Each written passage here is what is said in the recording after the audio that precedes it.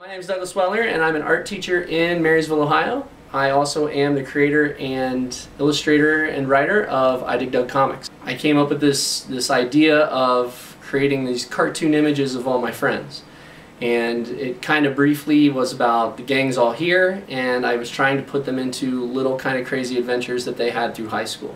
Originally, when I started I Dig Dug, I knew that I needed a hook or a gimmick or something that made the comic stand apart from everything else. The characters all had these very odd, oval, black eyes. My facial expressions that I created through the characters all came from eyebrows. Raised eyebrows, mean eyebrows. The eyes, the oval eyes pretty much stayed the same. I invited people to email me and send me comments, and I would use their emails as fan letters and make stories out of them. And initially when I started doing that, I got a lot of people really upset with, why do you make the eyes like that? The eyes don't look right. The eyes are goofy. You know, I never deviated from it though, because I knew that if I did it right and if I just kept working at it, it would really work out really well, and it has. You know, I'm just extremely proud of how it's progressed and where it is now today. Alright, so basically, like I said, I use a Staedtler blue graphite pen that I buy at Blick, and when I draw the Doug character, I always start with an oval, and his ear always goes on first. And then on his hairline is basically these little zigzags. He's got kind of long hair, so it comes down behind his ear a little, and then it's just kind of comes off this way a little. And as I said earlier, I Dig Dug used to just be ovals. Well, now I actually come out and I bring the little dimple that you see in his chin. His ear needs a little bigger there. So there's his big long sideburn. Here's the 7 lines for his beard, and then Doug's got these great big giant oval eyes, and they'll get colored in later. Little tiny nose. And he's got a nice big giant smile. Way different than the little triangles that I used to do.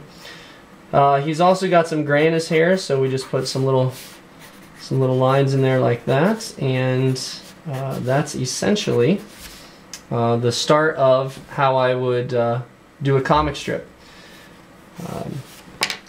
And then using the number 8 graphic pen, I can go in and I can do all the little details. So his chin actually comes out a little bit too far, so I just fix that when I actually go back in and do all the actually graphic work with the pens.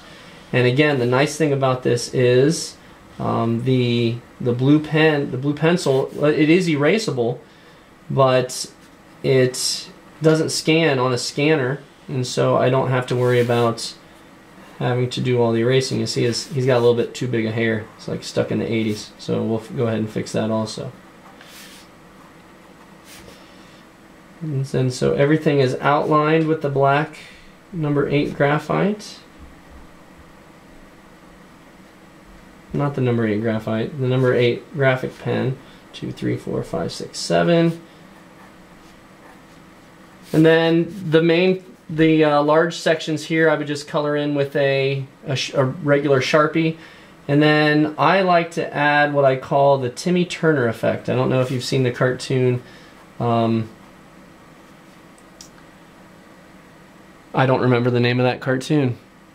But anyway, what I do is I like to add a thick black outline to the outline of my characters just to help them stand out a little bit more, so that when I'm done you actually get a very crisp looking comic strip. And it looks like my black pen is slowly dying, and of course Doug has to have the trademark exclamation mark on his shirt, and that's pretty much the process.